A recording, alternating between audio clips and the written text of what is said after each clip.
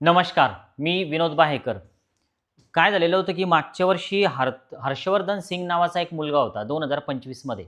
तर त्यानं कोर्टात एक याचिका दाखल केलेली होती.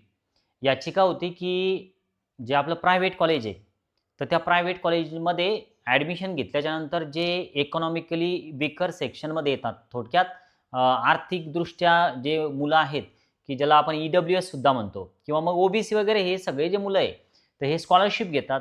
एस-सी, एस-टी हे सगळे आपले जे बांधव आहेत, की जे मुलं आहे, तर त्यांना स्कॉलरशिप मिळते.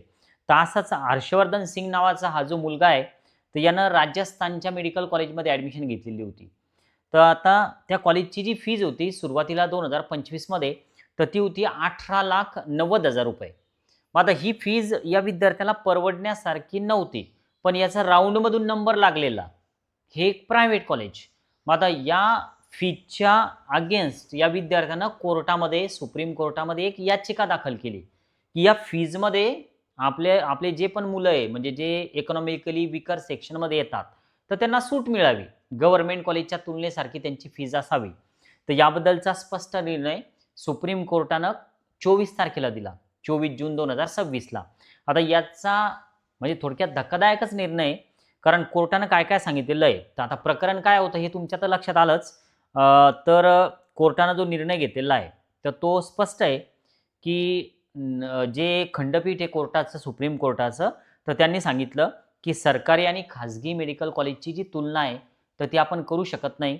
कारण सरकारी कॉलेजेस जे आहेत, तर त्यांना सरकारकडून फायनान्स होतं. थोडक्यात आर्थिक मदत मिळते. पण हे जे प्रायव्हेट मेडिकल कॉलेज आहे, तर ते सेल्फ फायनान्स कॉलेज असतात. त्यांना स्वतःचा खर्च स्वतः भागवावा लागतो. तर त्यामुळं ज्या पण अशा संस्था आहेत, थोडक्यात प्रायव्हेट कॉलेज आहे. महाराष्ट्रामध्ये सुद्धा भरपूर प्रायव्हेट कॉलेजेस आहेत. तर हे प्रायव्हेट कॉलेजेस जे आहे, तर हे सेल्फ फायनान्स असल्यामुळं गव्हर्नमेंट कॉलेजच्या फीजमध्ये आणि त्यांच्या फीजमध्ये तफावत असणार आहे आणि ती राहणार आहे. तर त्यामुळं त्या फीजमध्ये काही कमी करता येणार नाही.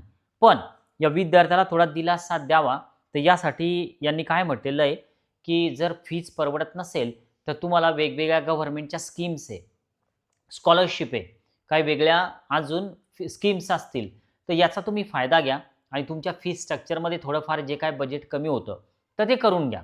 मग आता या सर्वांचा जो इफेक्ट आहे, तर आता प्रायव्हेट कॉलेजवाल्यांसाठी हा निर्णय तर चांगलाच झाला. पण यामध्ये तुम्हाला काय वाटतं, की आपल्या सारख्या लोकांचं जे की समजा आता अगोदर काय होतं महाराष्ट्रामध्ये काय व्हायचं मागच्या वर्षी, की मुलींना तर फ्री एज्युकेशन आहेच. पण जे मुलं आहे कॅटेगरीजवाले, तर त्यांना सुद्धा कमी फीजचा डी-डी म्हणजे कॅटेगरी फीजचा डी-डी न्यावा लागायचा.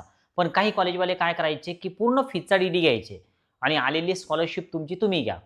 यानंतर आता या मुलानं काय केलेलं होतं, की 8,00,000च्या इन्कमचा पण तिथं मुद्दा मेन्शन केलेला होता याचिकेमध्ये. तर तो सुद्धा कोर्टानं त्यावर पण निर्णय दिला, की ते काही जरी असलं तरीसुद्धा प्रायव्हेट कॉलेज हे सेल्फ फायनान्स आहे. तर त्यामुळे त्यांची ते फीज आकारणारच आहे. गव्हर्नमेंट कॉलेजचे निर्णय तिथे लागू होणार नाही फीजच्या बाबतीत. आता ह्या सगळ्या गोष्टी ह्या आपल्याला माहिती असायला पाहिजे काउन्सिलिंग प्रक्रियेच्या दरम्यान. तुम्ही जर जिजाऊ अकॅडमीला नवीन असाल सबस्क्राईब करा. आमच्या पेड काउन्सिलिंगचे सध्या रजिस्ट्रेशन सुरू आहे. लवकरच ते कंप्लीट होणार आहे. तर त्यामुळे तुम्ही जर रिझल्टची वाट बघत असाल, तर कदाचित तेव्हा आमचे रजिस्ट्रेशन क्लोज झालेले असतील. नंतर आम्ही घेऊ पण शकणार नाही. तर त्यामुळे तुम्हाला जर जॉइन करायचं असेल, तर तुम्ही आत्ता निर्णय घ्या आणि जॉइन होऊन जाल. कारण ह्या लहान-लहान गोष्टी पुढं काउन्सिलिंग प्रक्रियेवर इफेक्ट करतात. आपल्याला कॉलेज मिळून ॲडमिशन आपली कॅन्सल होऊ शकते.